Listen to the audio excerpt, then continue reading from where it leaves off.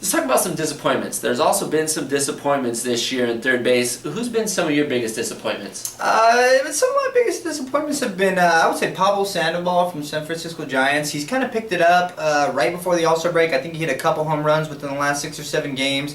I know his numbers probably will go up a little bit, but because he's had such a not that great of a first half, his numbers could be a little bit lower than usual. Pablo hit .330 in April, then hit sub .250 in the preceding months.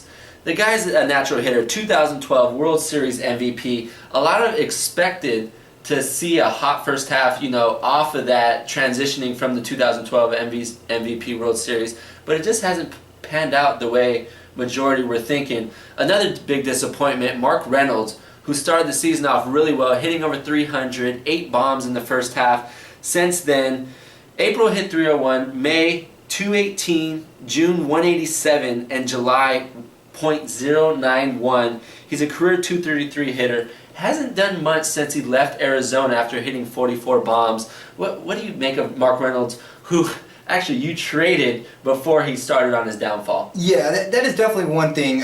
Seeing Mark Reynolds hitting that 300, you know he's not going to sustain that average no matter what. Yeah, the power's there, but this is really a red flag for the guy. He had 13 home runs going in the first 2 months. Since then, since May, he's only hit 2 home runs since then. And like you mentioned, his averages is just progressively just lowering and getting lower.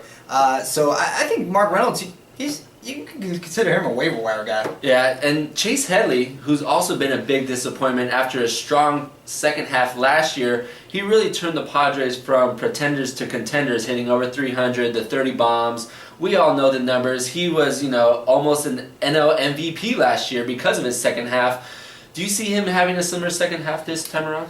I do. I mean, the guy has definitely got to pick it up. If you look at the Padres going into the second half, I think they lost their 15 out of their last 16 games. And I think part of that is they're waiting for Chase Headley to get going.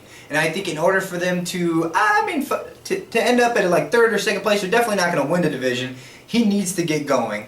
Last season, I know he had in August and September, he had 30 RBIs in both months. So 60 RBIs in the last 2 months of the season. So that's exactly why he led the NL in RBIs last season. Another guy that needs to pick it up in the NL, third baseman, David Freese, 2011 World Series MVP and NLCS MVP.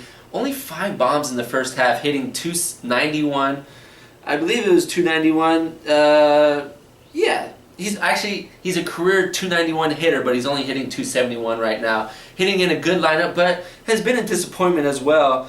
And heading down the stretch, who do you see as a free agent pickup for third baseman? Give the fans someone to look forward to in the second half. As far as third base goes, I mean, it's definitely a tough position to fill. And I think a good third baseman would probably be somewhere along the lines of Trevor Plouffe. Trevor Plouffe. Trevor Plouffe is we did talk about it. Yeah, Trevor Plouffe is a good guy to pick up. He's hit a couple home runs. He's got provided a pop. Last time during the season, around the same time, he picked it up and he ended up with, I think, 20 plus home runs last season. So Trevor Plouffe is a guy I definitely look for a second half. Another second half guy that I really like, he's probably owned in most leagues, but I think I definitely see him progressing as the second half goes on because he's shown it in his career, is Ryan Zimmerman.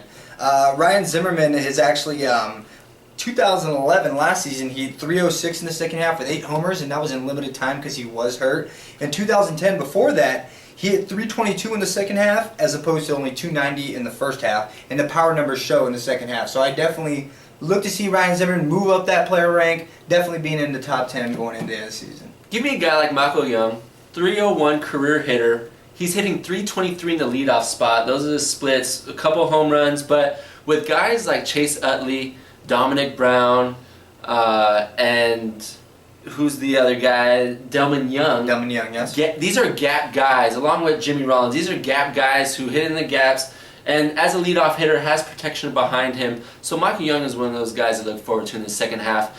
And that'll really do it here on FantasyDaddy.com. Thank you for staying tuned. Make sure you check out all of our other articles and video blogs, as well as Step with Steve Adler.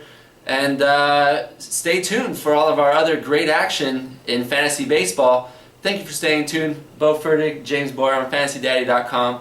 See you next time.